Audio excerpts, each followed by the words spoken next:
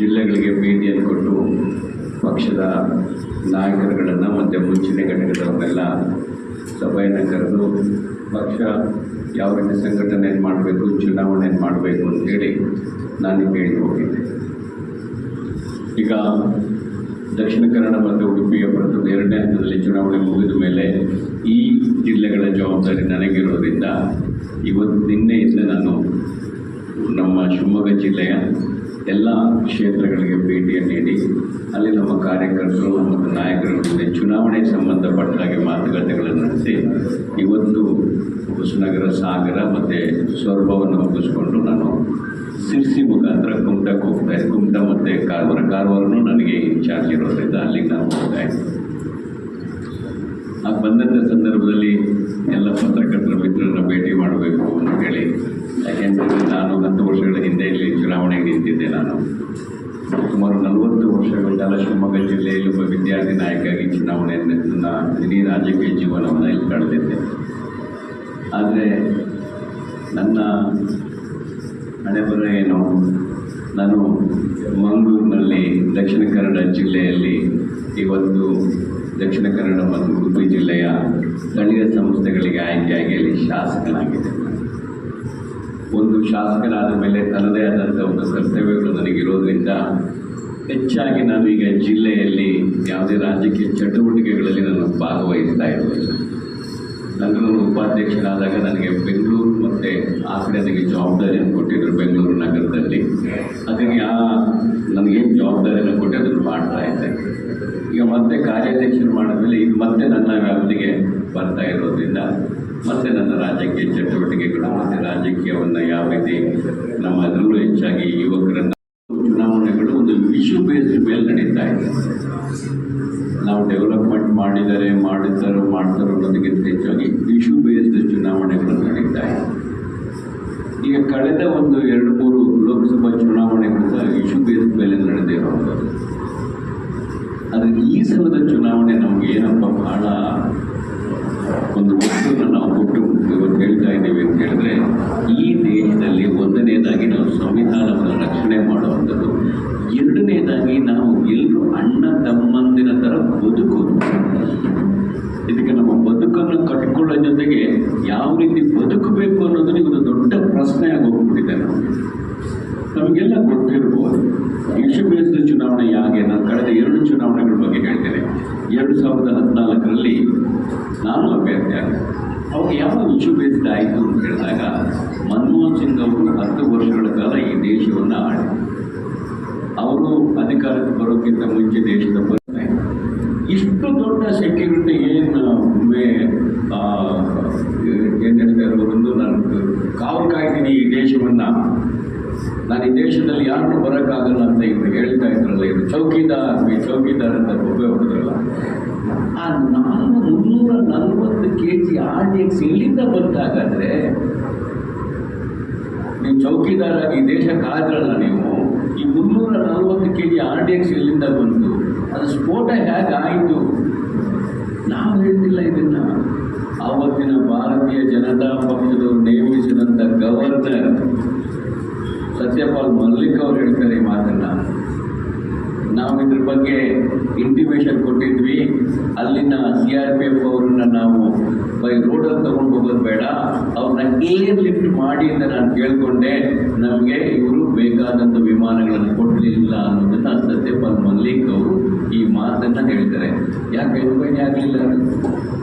ಯಾಕೆ ಇವತ್ತಿನವರೆಗೆ ಅವ್ರು ಯಾರು RDXನ ಬಾಂಬ್ ಸ್ಫೋಟನೆ ಮಾಡಿ ಸುಮಾರು 40 ಜನ ನಮ್ಮ ಯೋಧರನ್ನ ಕಳ್ಕೊಂಡ್ವಲ್ಲ, ಅವ್ರನ್ನ ಯಾಕೆ ನೀವು ಬಿಡಲಿಲ್ಲ?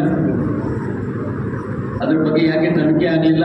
ಇವತ್ತು ಒಂದು ಪ್ರಶ್ನೆ ಉಳಿದಿದೆ ಅಲ್ಲ, ಅದು ಇವತ್ತು ಒಂದು ಪ್ರಶ್ನೆ ಆಗಿ ಉಳಿದಿದೆ ಅಲ್ಲ. RDX ಎಲ್ಲಿಂದ ಬಂತು, ಯಾಕೆ ಬಂತು, ಏನಾಯಿತು ಅಂತ ಹೇಳಿ ಆ ಪ್ರಶ್ನೆಗೆ ಉತ್ತರ ಸಿಕ್ಕಲಿಲ್ಲ. ಮತ್ತೆ ಹೇಳಿದ್ರು ರಾಮ ಮಂದಿರವನ್ನು ಕಟ್ತೀವಿ ಅಂತ. ಮತ್ತೆ ಜನ ಒಂದು ದೇಶದ ರಕ್ಷಣೆ ಬರಬೇಕು ಅಂತ ಹೇಳಿದಾಗ ಮೋದಿನೇ ಬೇಕಾಗ್ಬೋದು, ಈ ಕಾಂಗ್ರೆಸ್ ಅವರಿಂದ ರಕ್ಷಣೆ ಮಾಡಲಿಕ್ಕೆ ಆಗಲ್ಲ ಅಂತೇಳಿ 2ನೇ ಸಲನು ಇವತ್ತು ಭಾರತೀಯ ಜನತಾ ಪಕ್ಷಕ್ಕೆ ಬಹಳ ಬಹುಮತವನ್ನು ಕೊಟ್ಟರು.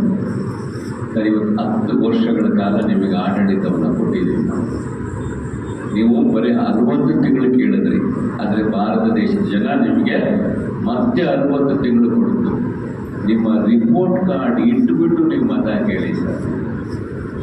ನೀವು ಈ ದೇಶಕ್ಕೆ ಏನು ಮಾಡಿದ್ದೀರಿ ಅಂತ ಹೇಳಿ ಜನರಿಗೆ ಕೊಟ್ಬಿಡಿ. ಎಷ್ಟು ಜನರಿಗೆ ಉದ್ಯೋಗ ಕೊಟ್ಟಿದ್ದೀನಿ ಅಂತ ಕೊಟ್ಬಿಡಿ. ಎಷ್ಟು ಜನ ಭ್ರಷ್ಟಾಚಾರಿಗಳನ್ನು ಹಿಡಿದು ಜೈಲಿಗೆ ಹಾಕಿದ್ದೀನಿ ಅಂತ ಕೊಟ್ಬಿಡಿ. ಎಷ್ಟು ಬ್ಲ್ಯಾಕ್ ಮನಿ ತಂದು ಯಾರ್ಯಾರಿಗೆ ಹಂಚಿದ್ದೀನಿ ಅಂತ ಕೊಟ್ಬಿಡಿ. ನಾನು ಈ ದೇಶನ ಯಾವ ರೀತಿ ರಕ್ಷಣೆ ಮಾಡಿದ್ದೀನಿ ಅಂತ ಜನರಿಗೆ ಹೇಳಿ ಉತ್ತರ. ಅದನ್ನು ಯಾವುದನ್ನು ಹೇಳಿದೆ, ಕಳೆದ 2-3 ನಿನ್ನೆ ಭಾಷಣವನ್ನು ಕೇಳಿದೆ. ನಾನು ಬರ್ತಾ ಕೇಳ್ತಾ ಇದ್ದೆ, ನನಗೆ ಮೈ ಅನಿಸ್ಬಿಟ್ಟು ಇದು ನಮ್ಮ ದೇಶದ ಪ್ರಧಾನಮಂತ್ರಿಯವರು ಮಾಡಿದ ಭಾಷಣನ. ಯಾಕೆಂತಂದರೆ ಪ್ರಧಾನಮಂತ್ರಿ ಅನ್ನೋ ಪದ ಬಹಳ ಗೌರವಾನ್ವಿತ ಪದ ಸರ್.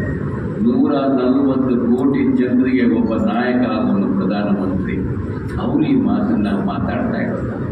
ಅವರು ರಿಪೋರ್ಟ್ ಕಾರ್ಡ್ ಕೇಳೋದನ್ನ ಇಟ್ಟುಬಿಟ್ಟು ನನ್ನ ಮತ ಕೇಳೋದು ಬಿಟ್ಟುಬಿಟ್ಟು ಜಾತಿ ಮತ್ತು ಧರ್ಮದ ಹೆಸರು ಇವತ್ತು ಮತ ಕೇಳ್ತಾ ಇದ್ದಾರಲ್ಲ. ದೇವಸ್ಥಾನಕ್ಕೆ ಹೋಗಲ್ವಾ? ನಾವು ಪೂಜೆ ಮಾಡಿಲ್ವಾ? ನಾವು ಇವರಿಂದ ಕಲಿಬೇಕಾಗಿದೆಯಾ? ನಾವು ಇವರಿಂದ ಕಲಿಬೇಕು ಸರ್. ನಾನು ಅಯೋಧ್ಯೆಗೆ ಹೋಗಿದ್ದೆ. ಅಯೋಧ್ಯೆ ಬಹಳ ಕ್ಯೂರಿಯಾಸಿಟಿಯಲ್ಲಿ ನಾನು ಹೋಗಿದ್ದೆ ಸರ್. ಅಯೋಧ್ಯೆ ಆಗಲಿಕ್ಕೆ ಇನ್ನೂ 3 ವರ್ಷ ಬೇಕು ಸರ್. ಅಯೋಧ್ಯೆ ಸಂಪೂರ್ಣ ಆಗಲಿಕ್ಕೆ ಅವರು ಮಾಡಿರೋದು ಖಾಲಿ ಒಳಗಡೆ ಇರುವ ಮೂರ್ತಿ ಮತ್ತು ಅದಕ್ಕೆ ಸಂಬಂಧಪಟ್ಟಿದ್ದನ್ನು ಮಾಡಿದರೆ ಹೊರತು ಇನ್ನು 3 ವರ್ಷಗಳ ಕಾಲ ಬೇಕು. ನಿಮ್ಗೆ ಅಯೋಧ್ಯೆ ರಾಮ ಮಂದಿರವನ್ನು ಕಟ್ಟಿದ್ದೀರಲ್ಲ, ನೀವು ಇಷ್ಟು ಅವಸರಕ್ಕೆ ಉದ್ಯೋಗ ಕೊಟ್ರಿ ಸರ್. ಇವತ್ತು ಉದ್ಯೋಗವನ್ನು ಕಡಿತ ಮಾಡಿದ್ರಲ್ಲ ನೀವು. ಈ ದೇಶದಲ್ಲಿ ರಾಷ್ಟ್ರೀಕರಣವನ್ನು ಮಾಡಿ ಜನರಿಗೆ ಉದ್ಯೋಗವನ್ನು ಕೊಡ್ತಾ ಇದ್ರು. ಆದರೆ ಇವತ್ತು ನೀವು ಖಾಸಗೀಕರಣವನ್ನು ಮಾಡಿ ಉದ್ಯೋಗವನ್ನು ಕಟ್ ಮಾಡ್ತಾ ಇದ್ದೀರಾ. ಇವತ್ತು ಭಾರತೀಯ ಇವತ್ತು ಒಂದೊಂದೇ ತಗೊಳ್ಳಿ ಸರ್. ನಮ್ಮದು ಪೆಟ್ರೋಲ್ ನಮ್ಮಲ್ಲಿ ಮಂಗಳೂರು ಏರ್ಪೋರ್ಟಲ್ಲಿದ್ದಾಗ, ಪ್ರೈವೇಟಲ್ಲಿ ಗೌರ್ಮೆಂಟಲ್ಲಿದ್ದಾಗ ಎಲ್ಲ ಇದರಲ್ಲಿ ನಮ್ಮ ಪಕ್ಷ ಅಧಿಕಾರದಲ್ಲಿರಲಿಲ್ಲ. ಅವ್ರದ್ದೇ ಡಬಲ್ ಇಂಜಿನ್ ಸರ್ಕಾರ ಅವರಲ್ಲಿ. ಅವರು ಹಲವಾರು ಭರವಸೆಗಳನ್ನು ಜನರ ಮುಂದೆ ಇಟ್ಟಿದ್ರು. ನಾವು 5 ಗ್ಯಾರಂಟಿಗಳನ್ನು 5 ಭರವಸೆಗಳನ್ನು ಜನರ ಮುಂದೆ ಇಟ್ವಿ ನಾವು. ಸರಿ, ಈ 5 ಭರವಸೆಗಳು ಯಾಕಪ್ಪ ಬಂತು ಅಂತ ಹೇಳಿದ್ರೆ, ಭಾರತೀಯ ಜನತಾ ಪಕ್ಷದವರ ಆಡಳಿತದಲ್ಲಿ ಆದಂಥ ಬೆಲೆ ಏರಿಕೆಗೆ ಕಾಂಪೋಸಿಟ್ ಮಾಡಲಿಕ್ಕೆ ನಾವು ಈ ಗ್ಯಾರಂಟಿಗಳನ್ನು ತಂದ್ವಿ. ಇವತ್ತು ಒಂದು ವೇಳೆ ಉದ್ಯೋಗ ಕೊಟ್ಟಿದ್ರೆ ನಾವು ಅವರಿಗೆ ಯಾವುದೇ ರೀತಿಯ ಯೂನಿಯನ್ ಕೊಡಬೇಕಾಗಿರಲಿಲ್ಲ. ನಾವು ಇವತ್ತು ಬೆಲೆಗಳು ಕಮ್ಮಿ ಆಗಿದ್ರೆ ನಾವು ಯಾವುದೇ ರೀತಿಯ ಗೃಹಲಕ್ಷ್ಮಿನ ನಾವು ಕೊಡಬೇಕಾಗಿರಲಿಲ್ಲ, ಗೃಹ ಜ್ಯೋತಿನ ನಾವು ಕೊಡಬೇಕಾಗಿರಲಿಲ್ಲ.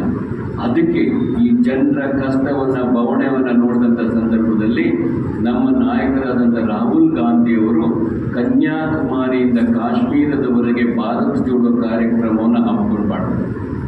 ಅವಾಗ ಸಾವಿರಾರು ಜನ ಯುವಕರನ್ನು ಭೇಟಿ ಮಾಡಿದ್ರು, ರೈತರನ್ನ ಭೇಟಿ ಮಾಡಿದ್ರು, ಮಹಿಳೆಯರನ್ನ ಭೇಟಿ ಮಾಡಿದ್ರು.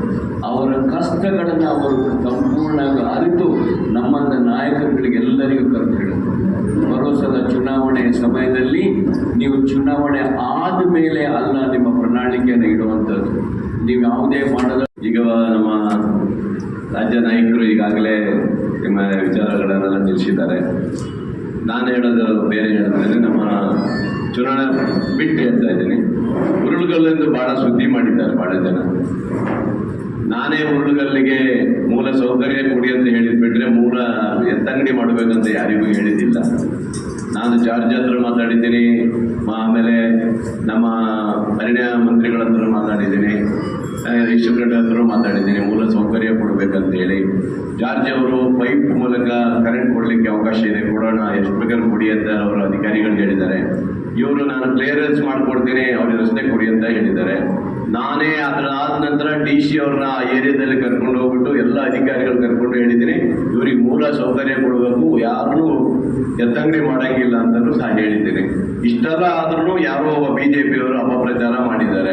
ಅದರಲ್ಲೂ 4 ಜನ ನನಗೆ ಹೊರಗಡೆ ನಮಗೆ ಅಲ್ಲಿ ಇರ್ಲಿಕ್ಕಾಗೋದಿಲ್ಲ, ಬೇರೆ ಕಡೆ ಶಿಫ್ಟ್ ಮಾಡಿ ಅಂತಲೂ ಹೇಳಿದ್ದಾರೆ.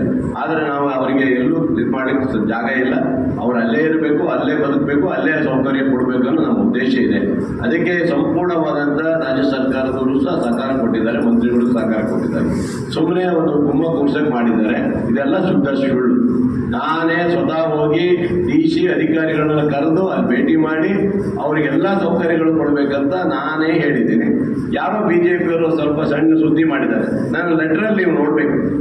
ಅದರಲ್ಲಿ ಏನಿದೆ ಅಂದರೆ ಅವರಿಗೆ ಮೂಲ ಸೌಕರ್ಯಗಳನ್ನು ಒದಗಿಸಿದ ಕೊಟ್ಟಿನ ಅವರು ಎಲ್ಲೂ ಗಡೀಪಾರು ಮಾಡಿ ಅಂತ ಏನು ಹೇಳಿಲ್ಲಲ್ಲ. ಲೆಟ್ರಲ್ಲಿ ನೋಡಬೇಕು. ಅವ್ರು ಹೇಳಿದ್ದು ಸಹ ಅವರಿಗೂ ಇಲ್ಲ, ನಿಮ್ಗೆ ಎಲ್ಲೂ ಕಳ್ಸೋಕ್ಕಾಗಲ್ಲ, ಎಲ್ಲೂ ಬೇರೆ ಕಡೆ ಹೋಗೋಕ್ಕಾಗಲ್ಲ, ನಿಮ್ಮ ಜನ್ಮ ನೀವು ಹುಟ್ಟಿ ಬದುಕಿದ್ದೆ ಅಲ್ಲೇ ಇರಬೇಕು, ಅಲ್ಲೇ ಸೌಲಭ್ಯ ಕೊಡಬೇಕಂತೇಳಿ ರಾಜ್ಯ ಸರ್ಕಾರಕ್ಕೆ ಒತ್ತಾಯ ಮಾಡಿದ್ದೀನಿ. ಸಂಪೂರ್ಣ ಸಹಕಾರ ಕೊಡಬೇಕಂತ ಹೇಳಿದ್ದೀನಿ ಇಷ್ಟೇ. ಅದು ಬಿಟ್ಟು ಅದು ಬೇರೆ ಥರ ಬಿಂಬಿಸಿದ್ದಾರೆ, ಇದೆಲ್ಲ ಸುಳ್ಳು. ನಿಮ್ಮ ಪತ್ರ ಇಲ್ಲ, ರಸ್ತೆ ಇಲ್ಲ, ಅಲ್ಲಿ ಸೇತುವೆಗಳಿಲ್ಲ, ಅವ್ರಿಗೆ ಮೂಲ ಸೌಕರ್ಯಗಳನ್ನು ಕಲ್ಪಿಸಬೇಕು ಅಂತ ನಾನು ಕೊಟ್ಟಿದ್ದೀನಿ ಅಲ್ವಾ. ಮತ್ತೆ ಅಧಿಕಾರಿಗಳನ್ನ ಕರ್ಕೊಂಡೋಗಿ ನಾನೇ ಭೇಟಿ ಮಾಡಿ ಮಾಡಿಸಿ ಸರ್ ಅವೆಲ್ಲ ಮಾಡಿದಿರಿ, ಬಟ್ ಆ ಪತ್ರದಲ್ಲಿ ಮಾತ್ರ ಬೇರೆ ಥರ ಇದೆ ಸರ್. ನಾವು ಓದಿದ್ವಿ ಅದನ್ನು.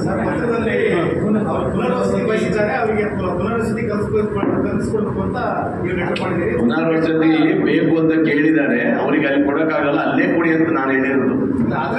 ಇಲ್ಲ, ಆ ಥರ ಮಿಸ್ಸಿಂಗ್ ಮಾಡ್ಕೊಂಡಿರ್ಬೇಕು. ಬಹುಶಃ ಅಲ್ಲಿ ಹೇಳಿದ್ದು ಅದೇ, ಪುನರ್ವಸತಿಯನ್ನು ಬೇಕು ಅಂತ ಕೇಳಿದ್ದಾರೆ, ಅವ್ರಿಗೆ ಕೊಡೋಕ್ಕಾಗಲ್ಲ, ಮೂಲ ಸೌಕರ್ಯ ಅಲ್ಲೇ ಕೊಡಬೇಕು ಅಂತಲೇ ನಾನು ಕೇಳಿದ್ದೀನಿ. ಅಲ್ಲ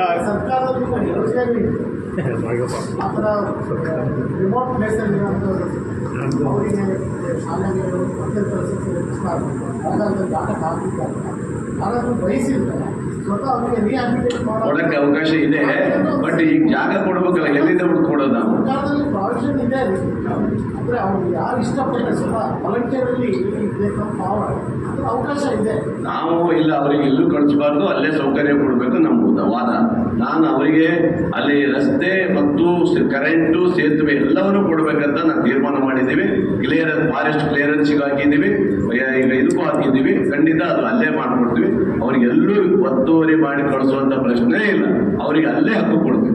ಅಲ್ಲ, ಇಲ್ಲಿ ನಿಮ್ಮನ್ನು ಯಾರೋ ಒಬ್ಬರು ಪರಿಸರವಾದಿ ದಾರಿ ತಪ್ಪಿಸಿದ್ದಾರೆ ಅಂತ ಮಾಹಿತಿ ಇದೆ. ಇರ್ಬೋದು, ಏನೋ ಸ್ವಲ್ಪ ಹೇಳಿರ್ಬೋದು, ಅದೇ ಮಿಸ್ಟೇಕ್ ಆದ್ರೂ ತಪ್ಪಾದ್ರೂ ಅದು ಕ್ಲಿಯರೆನ್ಸ್ ಮಾಡಿದ್ದೀನಿ. ನಾನು ಎಲ್ಲ ಅಧಿಕಾರಿಗಳು ಹೇಳಿದ್ದೇನೆ, ನಾನು ಮೊನ್ನೆ ಮಂತ್ರಿಗಳಿಗೂ ಮಾತಾಡಿ ಹೇಳಿದ್ದೇನೆ.